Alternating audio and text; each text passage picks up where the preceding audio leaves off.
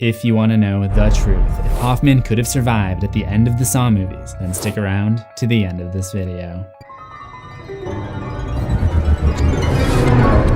Throughout Jigsaw's active years, he brought on a few disciples to help him carry out his plans, and eventually take over for him after his passing. One of these students would go on to overshadow John Kramer himself, and that was Lieutenant Detective Mark Hoffman. Welcome to Horror History. My name is Admiral Chancellor Professor CZ's World, and in today's lesson, we're going to be going over the entire known history of the most evil man to bear the Jigsaw name so far, Mark Hoffman. Hoffman may have been partially named after a well-known American criminal, Mark William Hoffman, who similarly spun into a murderous episode after his plans unraveled. His name was also a tribute to the late Greg Hoffman, one of the trio of producers responsible for Saw 1 and 2, who is still honored in the credits of every movie. The Saw character Hoffman did not start off as a psychopath though. He never even had a criminal record during his lifetime. So to understand his journey, let's go back to his earliest mention in the series.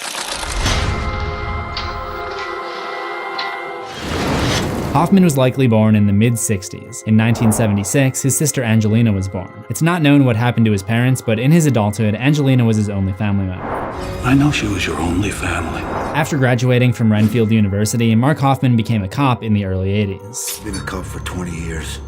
Is that long enough for you? One of his earliest known cases took place at an elementary school, where he and Officer Daniel Rigg investigated an abusive teacher. They're unable to get solid evidence against the guy, and a frustrated Rigg overreacts to a slap on the back and punches the teacher in the face. Hoffman claims that the teacher attacked Rigg first, which is a long stretch of the truth, and signs an affidavit vowing that he witnessed it. I see this as the first example of Hoffman's belief that it's okay to sidestep required procedures to bring someone to justice, or at least what he views as justice. In this case, he believes the teacher is guilty, and he bends the truth in order to see that he's locked up. He would later use a similar tactic to try to bring another criminal to justice, but this time it would be personal. In 1997, Hoffman's sister Angelina was killed during a domestic dispute with her boyfriend, Seth Baxter. She was just 25 years old. Mark felt helpless after losing his only family. His job was to serve and protect, but he was unable to protect the only person that mattered to him. He became an alcoholic and lost all joy in his life. This gets the attention of John Kramer, whose goal is to make sure that everyone cherishes their lives. You sit in bars until closing. You drink so you can sleep. You stagger to your car and then you start in all over again the next day. But John doesn't take action on Hoffman quite yet. After a long trial, Baxter is eventually convicted and sentenced to 25 years in prison starting in 1999. In the meantime, there is another police incident that tells us more about Hoffman's character. While responding to a distress call at a flophouse full of junkies, he saves the life of another officer named Matt Gibson. After ordering the junkie to drop the weapon, Hoffman proceeds to shoot him several times. Like the incident at the school, Hoffman is taking the law into his own hands rather than letting due process play out. He also sees this as a favor to Gibson. You owe me. But Gibson, one of the few cops who is not corrupt, reports him for brutality. What brutality? However, he still saved an officer's life, so Hoffman ends up getting promoted. 1 year later, Gibson transferred to Internal Affairs, where he busted 3 of Hoffman's men, and Hoffman swore he'd have his revenge. Just remember that, because it could come back. I'm not saying it's gonna come back, but it might come back. But for now, let's fast forward a couple more years to May of 2004. Seth Baxter had served 5 years for the murder of Hoffman's sister, at which point he was released on a technicality. Seems to happen a lot in this city. At this point, the police department had recently formed a serial killer task force responsible for solving a series of murders, all accredited to a criminal who was beginning to become known as the Jigsaw Killer. Hoffman was not an investigator on the first couple of cases, but is aware of Jigsaw's activity, which gives him an idea of how he could get revenge on Seth Baxter. That June, he creates a trap similar in style to the traps that Jigsaw had used to kill his victims, but with one key difference. Hoffman's trap, which involved a giant swinging pendulum, was inescapable. Hoffman took pleasure in watching his sister's killer get torn in half through a peephole in the wall, but little did he know, Jigsaw was still keeping an eye on him and knew about his copycat crime. Jigsaw waited in the elevator at Hoffman's apartment complex to sedate him and drag him to his workshop. When he awakes, he finds himself in a real Jigsaw trap, where his arms are tied to a chair and wired to a shotgun, so that too much movement would pull the trigger. John explains that he believes everyone deserves a second chance, and that in his games, if a player survives, they're instantly rehabilitated. John did not appreciate Hoffman ripping off his work, because Hoffman's game did not offer the victim a chance to survive. But true to his word, John is going to give Hoffman a chance. He lets him out of the chair and tells him that he can try to arrest or kill him, but if he does, the truth about Hoffman's guilt will automatically be released. So Hoffman is given no choice but to join Jigsaw in his work to test and rehabilitate others who no longer cherish their lives. By joining him, Hoffman had passed Jigsaw's first test and would begin to learn his moral code and methods of rehabilitation. During the construction of the next Jigsaw trap, John would impart one of the most important rules onto his pupil.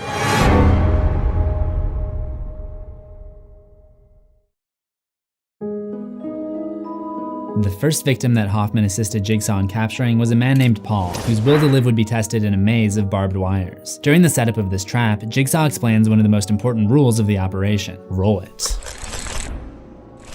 The heart cannot be involved. Emotionally, there can be nothing there.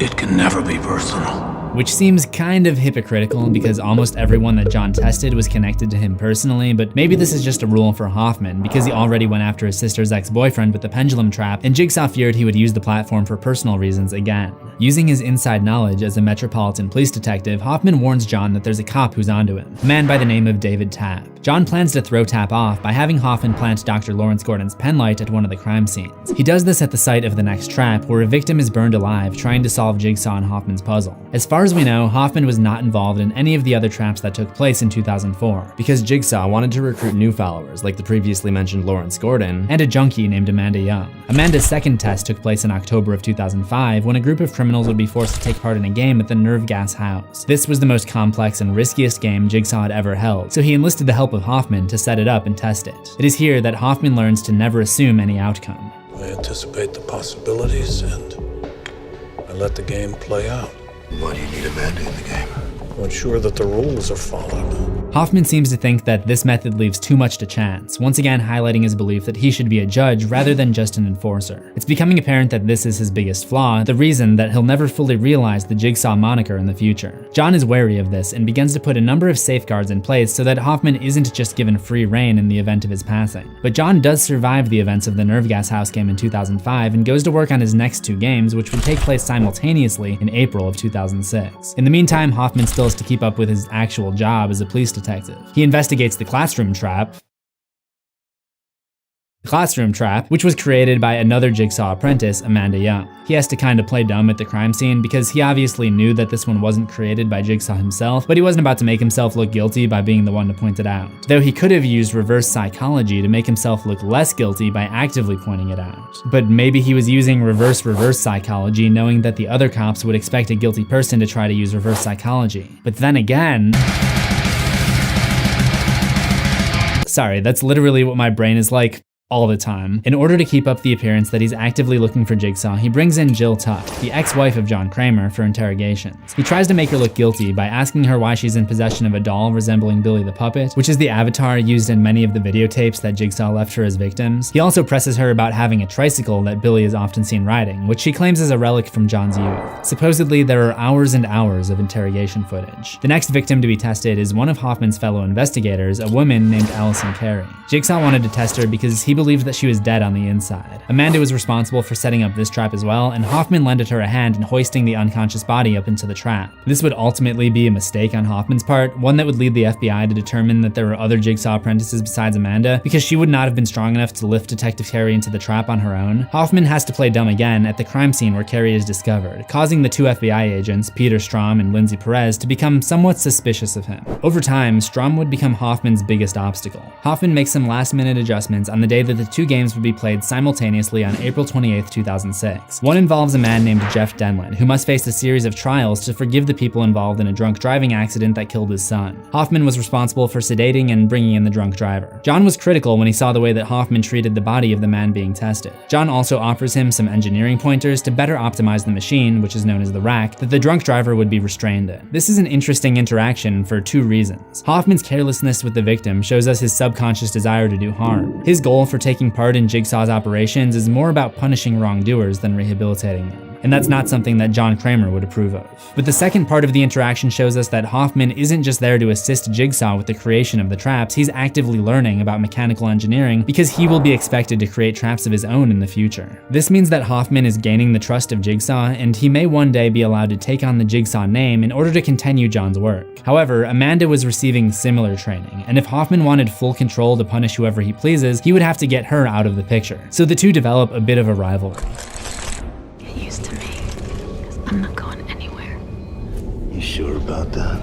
No. At first, it seems Hoffman is just taunting Amanda, but it soon becomes clear that he has a plan to get rid of her, a plan he was even able to sneak underneath the nose of Jigsaw himself. Outside of Jeff Denlin, there are several others being tested on April 28th. One of these is Jeff's wife, a surgeon named Lynn Denlin. Her job is to keep a dying John Kramer alive as long as possible to make her appreciate life again. Amanda is also being tested, because Jigsaw found out that she was letting her emotions interfere with the natural results of each game by putting the people that she felt should be punished through inescapable traps, not too different from what Hoffman did with the pendulum. So Amanda's role is to keep Lynn Denlin alive so that Lynn can keep John alive. Amanda doesn't know she's being tested, but Hoffman does, and he comes up with the plan to use this knowledge to his advantage in an attempt to get rid of Amanda and Jigsaw in one fell swoop, leaving him as the last remaining man in the operation.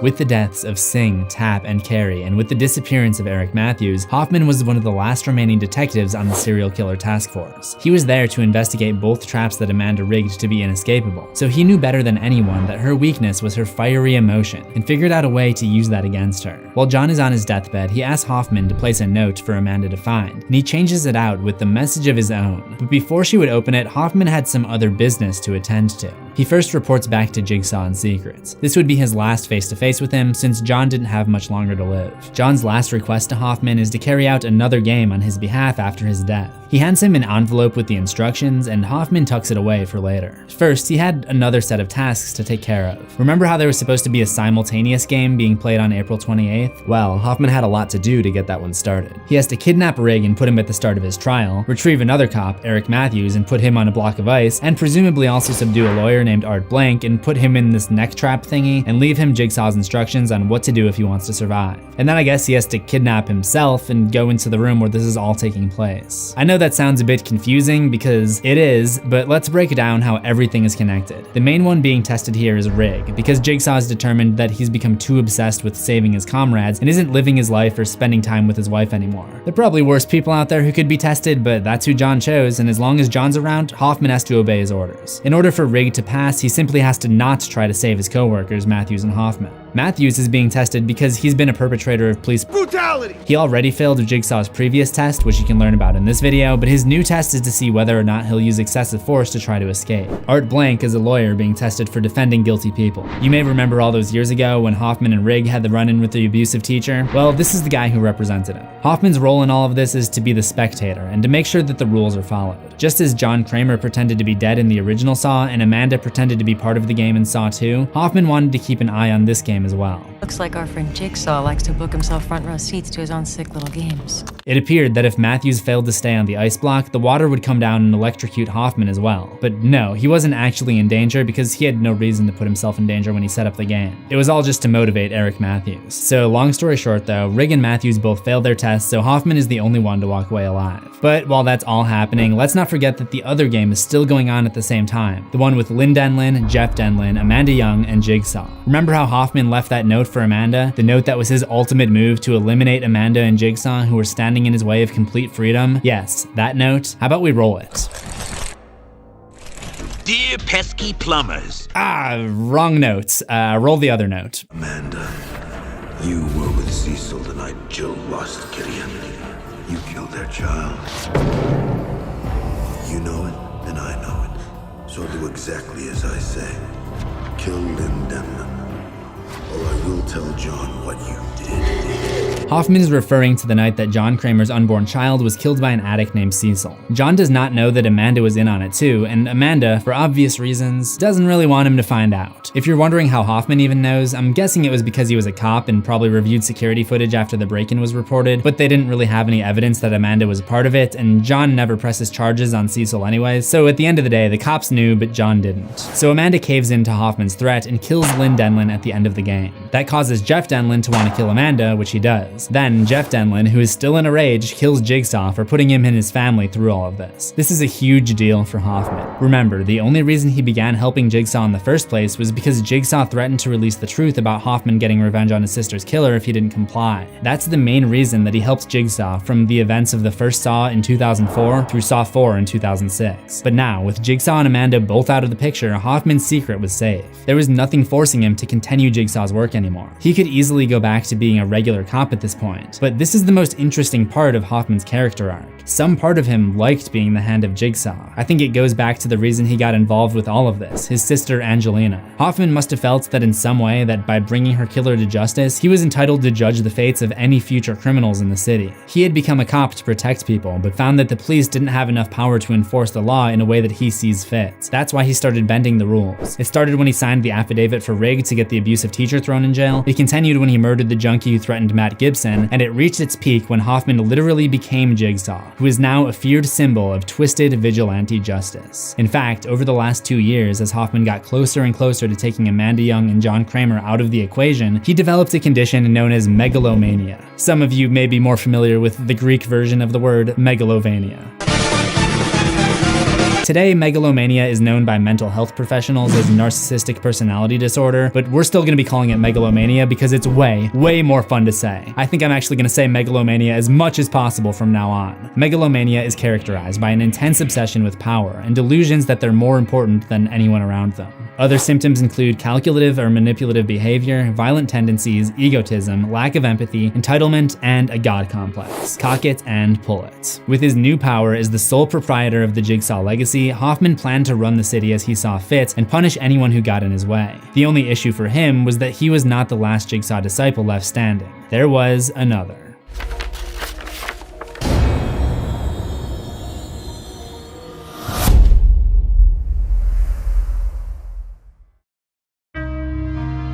Shortly after the conclusion of the 2 simultaneous games, Special Agent Strom, who had been hot on the tail of Officer Rigg for most of that day, showed up to the Gideon meatpacking plant with the hope that he could catch Jigsaw or whichever disciple was responsible. When Hoffman realized this, he saw the opportunity to possibly take him out as well, and quietly closed the door, locking Strom in the room with the corpses of John, Amanda, Lynn Denlin, and Jeff Denlin, before cutting the power. He then went to retrieve a pig mask to conceal his identity in case of the possibility of Strom surviving. John has left one more game behind for Agent Strom to find, and when he steps through the secret door, which is the only path forward, Hoffman takes him out and puts him to sleep. While Strom is out, he's placed inside the water cube trap. I guess Jigsaw watched way too many Panic at the Disco music videos on his deathbed and got a little inspired. Maybe more than a little bit. Hoffman assumes that Strom is gonna die in the water cube and goes to rescue the Denlin's daughter, Corbett, who is being kept in a cell for motivation for Jeff to win his game, which, as we know, didn't work out. So Hoffman brings her out to the police, where he's lauded as a hero for saving this girl from Jigsaw. But to his surprise, he and Corbett are not the only 2 survivors.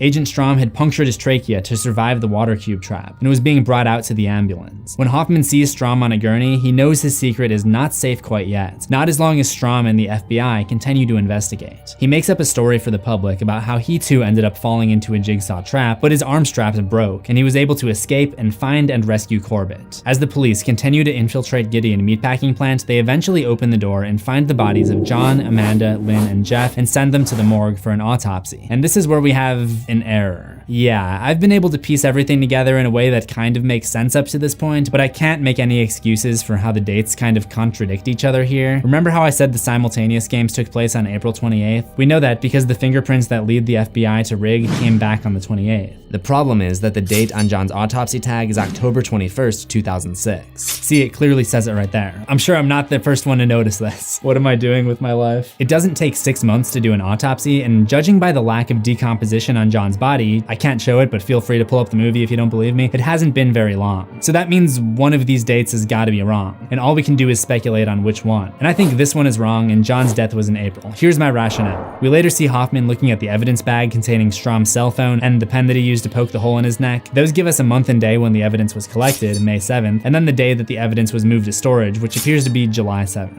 It makes much more sense that they find the evidence 1 week after Strom escaped the crime scene as opposed to 7 months after. So let's just throw this tag out and say that Jigsaw's autopsy took place in late April or early May. And that's when they found the hidden tape in his stomach that has a message for Detective Hoffman. Roll it.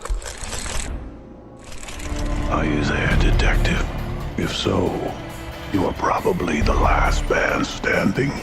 Now perhaps you will succeed where the others have failed. You think you will walk away untested. I promise that my work will continue. Clever wording by Jigsaw here to hide the fact that he was working with Hoffman while still delivering that message, since there are other people in the room listening to the tape as well. In July, the police department holds a ceremony honoring all of the fallen officers lost throughout the Saw saga, where Detective Hoffman is promoted to Detective Lieutenant for his supposed heroics in putting an end to the Jigsaw murders and saving Corbett. When receiving his service award, he gives a speech about how life must be cherished and how true justice has been served. Again, this is also clever wording, because the audience thinks he's talking about John Kramer being brought to justice when he's actually talking about everyone who went through Kramer's traps. And when he says life must be cherished, they think he's talking about the lives of the lost officers, but in reality, he's echoing Jigsaw's mantra, cherish your life. By doing so, we learn one of the reasons that Hoffman decides to continue operating as Jigsaw. It seems that he actually does believe in John's values, he just has different standards for judging whether or not people should be punished. And like I said, and enjoy continuing to say because it's a very fun word to say, this is probably a result of his megalomania. Once the fallout of the end of the Jigsaw case ended, Hoffman got to work on the next game. This is the one that John secretly told him about when he was on his deathbed, and it involves 5 people who all played a part in causing a deadly fire due to greed and corruption in their work. The specific traps and audio tapes were mostly all created by Jigsaw before his death, so all Hoffman had to do was start and facilitate the game by keeping an eye on it using these computer monitors. He believed that this would be the last favor that he has to do for John Kramer. After that, he should have free reign to find his own victims. But he hadn't quite seized the full power of Jigsaw just yet. Someone else was keeping an eye on him, and they made it known by sending a note, reading, "I know who you are." The same note that he received after killing Seth Baxter. Remember, the first time he got this note, it was from John himself, so Hoffman can only speculate on who might be sending this new note. The only person Hoffman knows about who had inside knowledge was Amanda, but she died at the same time as John. He knew Agent Strom was onto him, but Strom wouldn't have known about the original note from 2004. This new note had the exact same wording. His best guess was that it's John's ex-wife, Jill Tuck, but it doesn't make sense for her either. They had already seen each other at Gideon Meatpacking Plant while they were putting the final touches on the simultaneous games back in April, so they both already knew about each other. And Hoffman didn't have to worry about her turning him in because she'd just be putting herself in danger by doing so.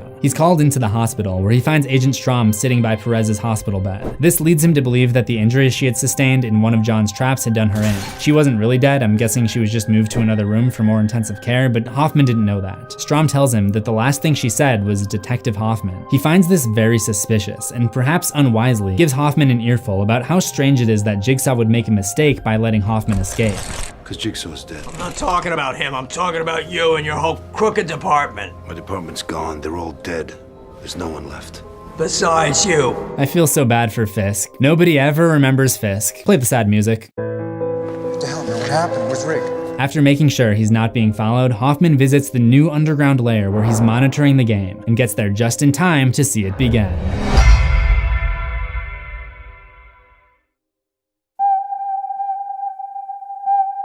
In Hoffman's new lair, we see a miniature model of the game that's taking place, just like the models that John used to use for his games. I think this is an important indicator of how much Hoffman had learned from John in their years together. We previously saw John giving Hoffman pointers on one of the traps, and now it would appear that Hoffman had learned everything about his methods, meaning that Hoffman could create his own games if he chose to. After checking in on the game, Hoffman decides that it's best to contact Strom and see if he can redirect his suspicions somewhere else. He calls the FBI's headquarters from an undisclosed location and asks for Strom, but is instead connected to his superior, Special Agent Erickson. Hoffman's strategy is to use Strom's own theory against him. He tells Erickson that Strom believes there was another accomplice outside of Amanda Young, perhaps someone on the inside. He just doesn't mention the part about it possibly being him. By doing this, he's secretly planting the seed of Strom being a suspect into Erickson's head. It's a risky move because that's sort of a double-edged sword, but it makes sense considering one of the side effects of megalomania is cockiness and overconfidence. Erickson asks to reconnect with him the next morning to discuss further, but Hoffman has one more idea to further the notion of Strom being a suspect in Erickson's head. He drives to where the FBI headquarters is located and waits for Erickson to come out. Then, using Strom's phone, which he recovered from the evidence bag, he calls Erickson and promptly hangs up. Erickson calls back, but he rejects the call and turns off the device. Another symptom of megalomania is the manipulation of others. Hoffman does this to remind Erickson about the idea he planted in his head earlier, the idea that Strom could be the second accomplice. It works because Erickson tells his assistant to start tracking Strom's phone. Now, Hoffman can lead them wherever he pleases by simply leaving Strom's phone somewhere when he turns it back on. And that's exactly what he does. He goes back to his lair where the game is being held and leaves Strom's phone, along with several photos of Special Agent Erickson, to make it look like Strom was was Jigsaw's successor and his boss was the next target. To top it off, he leaves a hot beverage on the desk to make it look like Strahm had just been there recently. From there, Hoffman went back to the Metropolitan Police Department where Strahm was waiting for him in secret. He again shows what a skilled manipulator he is by looking suspicious as he left the building, thereby getting Strahm to follow him. He led Strahm to an empty house where there was another trap waiting in the basement. Let's roll the tape. Hello, Agent Strahm. If you are hearing this, then you have once again found what you are looking for. Or so you think. As the old adage goes, fool me once, shame on you. Fool me twice, shame on me. He actually reveals how to escape this trap, but Strahm doesn't trust him at all and thus doesn't believe him. When Hoffman goes into the room, Strahm attacks him and forces him into the box, not realizing that Hoffman had been telling the truth and that the box was actually the only way to escape the room. The walls close in Star Wars garbage compactor style and crush Agent Strahm. This is an excellent example of how Hoffman had taken the teachings of Jigsaw and twisted them for his own benefit. His goal all along was to get rid of Strahm, but he was unsuccessful in his first attempt. So the second time, he uses Jigsaw's teachings, specifically his teachings about how to anticipate the human mind to his advantage. If you're good at anticipating the human mind, it leaves nothing to chance.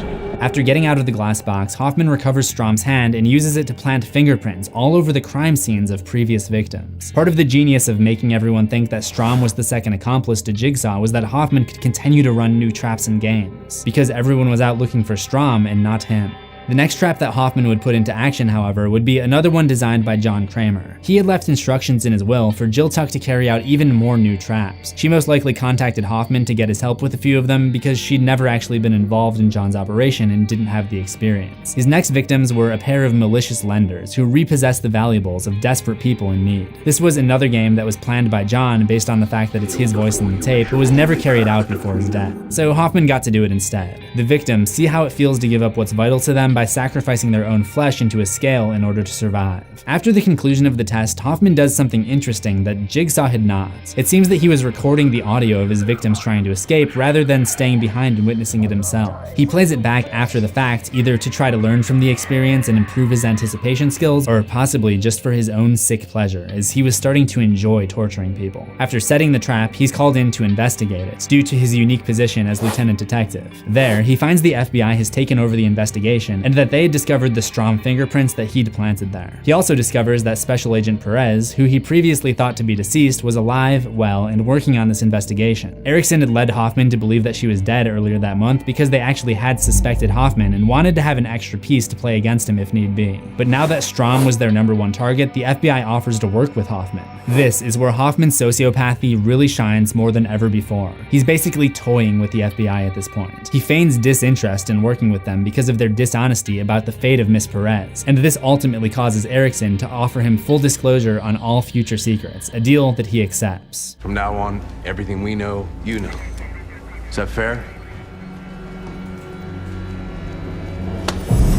The brilliant part is, he's basically guaranteed his own safety because he's now working with both parties who are investigating Jigsaw, the Metropolitan Police Department and the FBI. However, these two may have been the only ones making a formal investigation, but there would be others in search of the truth.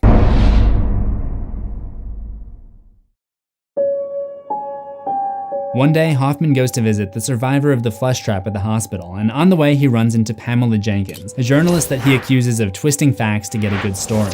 Or as I like to call it, a journalist. Jenkins promises to dial down her articles if Mark can connect her with Jill Tuck, so he agrees to help her out. My guess is that he did so because he felt he would have even more power if he had the media on his side too. From there, he goes to visit the other victim of the flesh trap, the one who didn't make it. The autopsy reveals a different knife was used to cut the jigsaw piece compared to all of the other victims besides one, and that one is Seth Baxter, the man who killed Hoffman's sister. The FBI wants to find the Seth Baxter tape, and if Strahm's voice is on it, that'll be all the evidence they need to publicly convict him. But I think they also secretly did still suspect Hoffman a little bit because he obviously did have the motive. That night, he goes to visit Jill Tuck at her work and demands that she give up the contents of the box left to her in John's will. This is just a prime example of Hoffman's megalomania. He is so desperate to control everything and everyone that he's willing to go against John's dying wishes and usurp the power of one of the few people that knows about him so that he can gain control of all aspects of the game. He makes her hand over the files of the victims who are to be tested next, a group of people who all work for or are connected to this dirty insurance company called Umbrella Health. Meanwhile, Erickson and Perez are continuing the reinvestigation of the Seth Baxter case and ask Hoffman to come in to see their findings. They're able to uncover the master tape left behind at the pendulum trap, but it's been intentionally distorted, so they send it to a lab to be descrambled. This makes Hoffman nervous because he knows that his voice is on the tape and they'll eventually uncover it, but he has no choice but to travel with them to the lab. Come on. You're coming, right?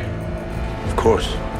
It can be assumed that they go through some kind of security checkpoint before entering the FBI facility to separate Hoffman from his gun. Like I said, they were secretly a bit suspicious of him still. The scene at the lab where the audio is defiltered is perhaps my favorite scene in the Saw franchise. As the technician gets closer and closer to uncovering Hoffman's real voice, the tension in the room builds. You okay? Huh? Seem a little preoccupied. I'm just anxious about the tape. The pressure in Hoffman's chest continues to rise when Perez expresses her doubt that Strom is really responsible, based on his past behavior as her partner. She's basically making it clear to Hoffman that she never believed he was innocent. And you can just see Hoffman struggling to keep his cool as his big lie slowly unfolds in front of these FBI agents. He's quickly trying to throw together a plan in his head, using only a couple items from a snack table to prepare for the moment when he's exposed. But the big bomb is the moment when Erickson drops another discovery. Roll that clip. In other words, when he left his fingerprints on the latest victim, Strom was already dead. Right now, There it is. After 2 years of quietly helping Jigsaw, and after months of effort diverting the Metropolitan Police Department and the FBI, Mark Hoffman was finally backed into a corner. But he wasn't about to go down without a fight. He slashes Erickson with a pastry knife and burns Perez with a piping hot coffee. He uses the lab technician as a meat shield, protecting himself against Perez's gunshots long enough to get to her and take her out as well. Before finishing her off, he asks who else knows about him, to which she replies, Everyone? With that, he retrieves a can of gasoline from his car and comes back to burn the whole motherfucking place to the ground. One of the most brutal details in this scene highlights how much of a psychopath Hoffman had become. When he returns to the lab, he notices Erickson still alive, and rather than put him out of his suffering before starting the fire, he chooses the most painful punishment imaginable and covers him in even more gasoline before lighting the flame and tossing the match. With his pursuers now taken care of, he returns to the zoo, the site of the game that was currently taking place, just in time to see the end of it. But when he gets there, he finds a relic from his past which fills him with even more uncertainty. It's the same note he left for Amanda 3 months ago, threatening her to kill Lynn Denlin. He realizes it's nearly impossible for anyone to know about this, and knows that he's still in trouble when he sees it. When he sits down in the chair, he's jolted by a powerful wave of electricity. Whoever had been there had booby-trapped his seeds. When he comes to, he discovers who was responsible: Jill Tuck. She had hidden one thing left for her in her ex-husband's will: the fact that Mark Hoffman was also meant to endure one more test. Hoffman knew this after hearing the tape found in Kramer's stomach at the autopsy, but after 3 months, he thought he was in the clear. Jill subjects him to a classic Jigsaw device, the reverse bear trap, and leaves him in the room to die.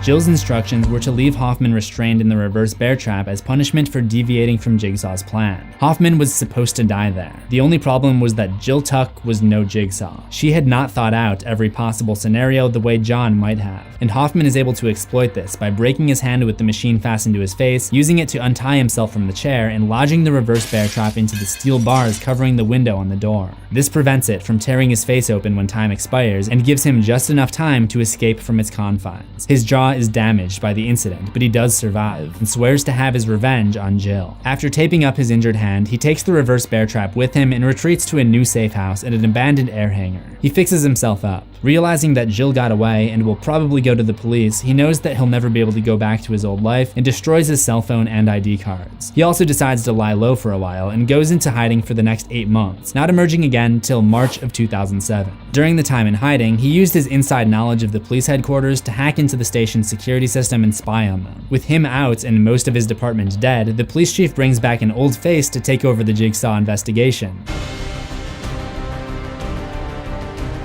Sorry, Fisk, he went with Officer Matt Gibson. Jesus. By the way, remember way back about a half hour ago when I told you he might come back?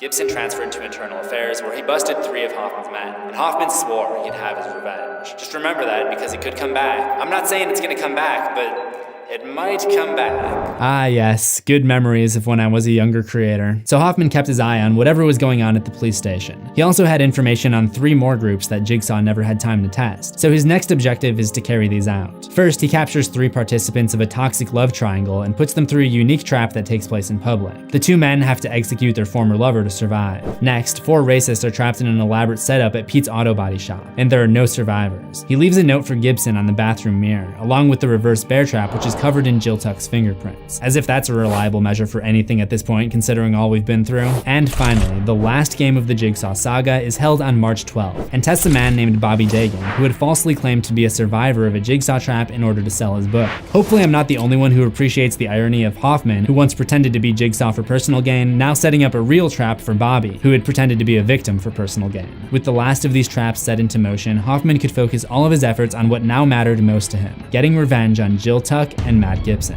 He starts by sending a DVD to Gibson's safe house in which he openly shows his face and requests that Gibson hands over Jill Tuck. If he complies, Hoffman says he will stop the last game and the killing will end. But Gibson has promised immunity to Jill and isn't about to trust a bargain made by a serial killer. Hoffman's next communication with Gibson is in an email video message, giving him a cryptic clue that he must look beyond the crossroad to the clear dawn. Look beyond the crossroad is a reference to Crossroads Manufacturing, which is the abandoned factory turned flophouse where Hoffman saved Gibson's life all those years ago, and Clear Dawn is a reference to Clear Dawn Psychiatric Hospital, where the man who nearly killed Gibson used to be a patient. That's where the Bobby Dagan game is being held, but Hoffman goes back to Pete's auto body, which is where the car trap was located, and remotely detonates a bomb nearby in order to lure all the cops, who were still collecting evidence, outside for a little while. Hoffman uses this time to go into a hidden room inside the auto body shop and check on the video feed of the game using the monitors. Then he sets up a trap for Gibson and his men, who would soon be on their way after they trace his email back to this room. And this is the moment that all of the training with Jigsaw finally pays off for Hoffman. He had studied under John Kramer to learn the ways of a great mechanical engineer. He had practiced for nearly 3 years by tweaking and carrying out John's traps, and he had obtained the experience needed to fully create a trap of his own.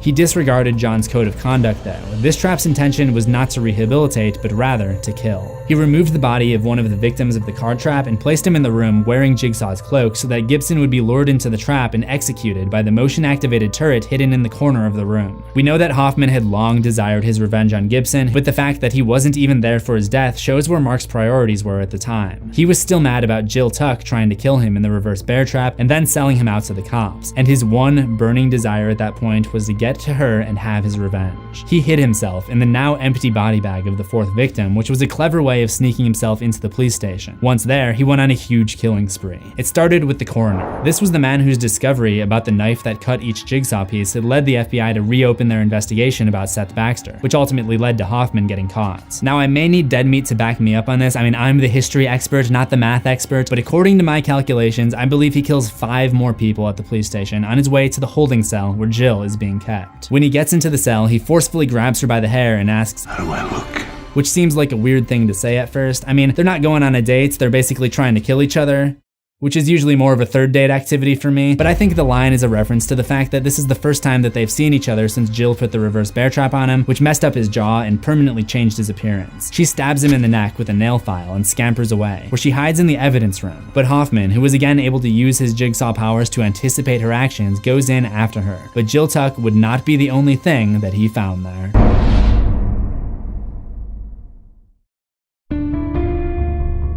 After discovering Jill's hiding place, Hoffman realized exactly where he was. He was in the evidence room, meaning he would have access to the same tool that Jill had tried to kill him with 8 months ago, the reverse bear trap. This is actually the version of the bear trap that Jigsaw had used to test Amanda way back when she was being tested. He finds it most fitting to leave Jill behind in the same position on the same chair she had shocked him with the previous summer. But unlike Hoffman, Jill does not have what it takes to escape, and she's killed. After the trap ends her life, Hoffman closes with the iconic Jigsaw phrase, "Game over."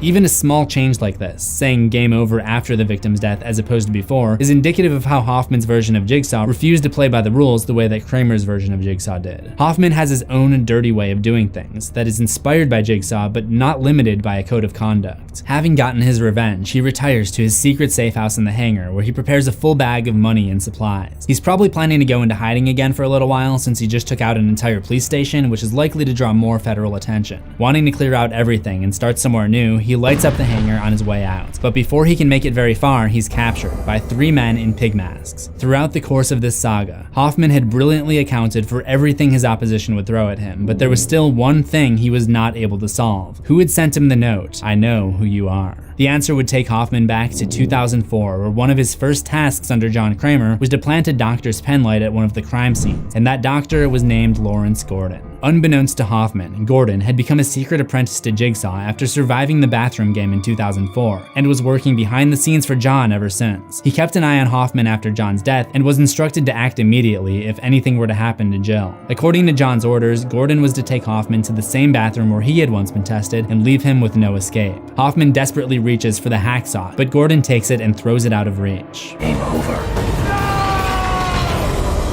Notice how he does it correctly by saying it before the victim's death? Just saying. So we're here, we're almost at the end of this very long video, but we've actually hit a bit of a point of contention among Saw fans, because that's the last we see of Hoffman. And there's a little bit of a divide over his ultimate fate. Did he die in the bathroom, or would he have found some way to escape? There are even conflicting reports from the creators of the film. In an audio commentary on Saw 7, they mention that Hoffman is dead, but according to the actor that played him, Costas Mandylor, or as I like to call him, the Mandalorian, Hoffman is still alive. So with all that being said, I have the answer. Hoffman's dead, and here's why. Outside of the fact that it would totally undo Saws 4 through 7 and make them essentially pointless, let's look at the canon for our answer. We don't see anything that happened after Hoffman was left in the bathroom until the next sequel, Jigsaw, came out in 2017. In Jigsaw, the killings began again after 10 years of inactivity, and another investigation opens up. Nobody at any point mentions Hoffman as a possible suspect, and this is most likely because they eventually discovered the bathroom and found him dead there. And yes, we do know that they discovered the bathroom because Eleanor has a replica of the hacksaws, and these weren't something that could be found in any other location. So that's why I think Hoffman is almost definitely dead. And I say almost because it could be that he escaped and he's in jail somewhere, but if that was the case, you'd think that the new investigators in Jigsaw would at least double check that he hadn't escaped or something. And on top of that, the end of his story is just a more fitting way to go out. But until we see his grave or some kind of confirmation in a future sequel, I know that you Hoffman fans aren't ever gonna shut up, so I'll just leave it at that for now. Let me know your opinion on that in the comments, and if you want to see more of your favorite Saw characters on horror history, then click that playlist on the left. And if you love horror, if you love Saw, then there's gonna be more content on the way soon. We're getting pretty close to a new Saw movie coming out, so make sure you subscribe to CZ's World for new horrors every week, ring that death bell for notifications, and I'll see you in the next one. Megalomania, megalomania, megalomania, assuming we both survive.